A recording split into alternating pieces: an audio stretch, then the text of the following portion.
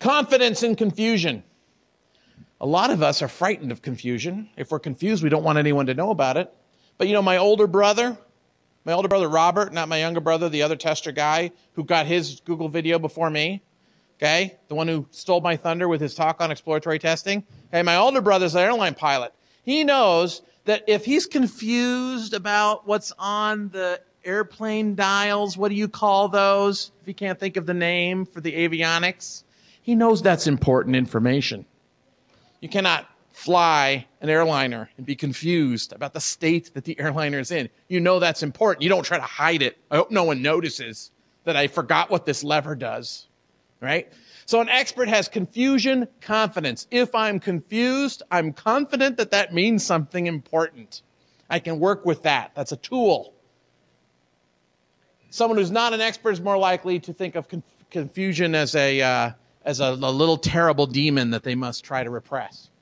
You need a colleague network. You need trained reflexes. You need an awareness of your limitations. There's certain kinds of testing I'm really good at, and other kinds of testing I haven't developed the skills to do yet. And I don't mind because my clients don't ask me to do that kind of testing. But as soon as they do, I need to find one of the people in my colleague network who's good at that kind of testing, call them up, get them to quickly transfer that skill to me through some sort of a neural download, and then I can do that work for my client. I need diverse experiences. I need relevant knowledge. I need mental models for problem solving, what educational researchers call schemata. Problem solving schemata. And I need schema activation heuristics. Huh? I'm throwing around the terminology from education theory. Doesn't it make me sound like I know what I'm doing? Huh? Now, of course, if you're good testers, you know to question that. Maybe I'm just throwing around these terms and I don't really know what they mean, and maybe I'll crumble as soon as you question me about exactly what is this stuff. Okay? I'm just giving you fair warning about that, trying to tutor you in how to deal with someone presenting himself as an expert who might not be an expert.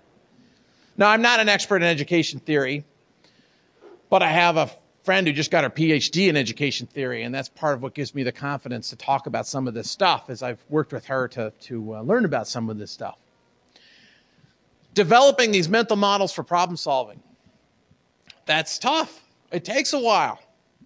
I have a model that I use. I guess I'm going to show it to you in a few minutes. If I had a whiteboard here, I would draw. You know what? I'm going to use virtual whiteboard technique. Okay, here's what I'm going to do.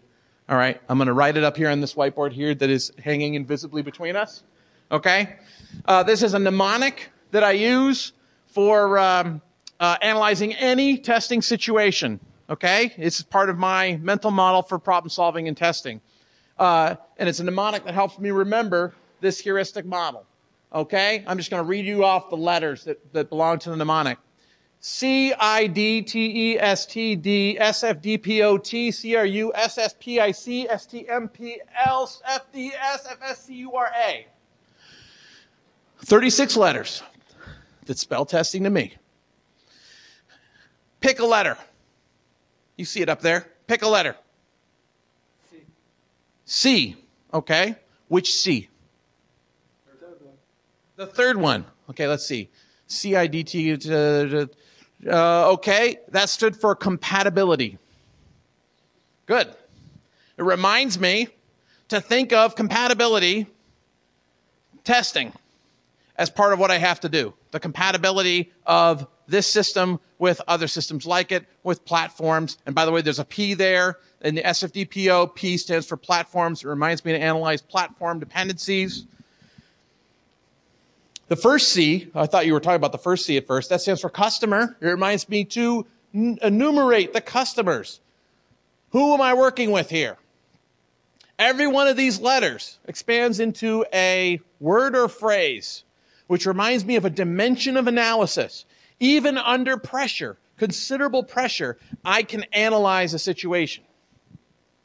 I practice with this stuff. Now, when I was a younger testing expert, I thought, here's what I need to do. I need to come up with this stuff, and then I need to tell you all about it so you can use the same thing I do.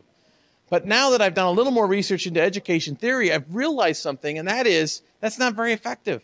The more effective approach would be if you came up with your own model of software testing.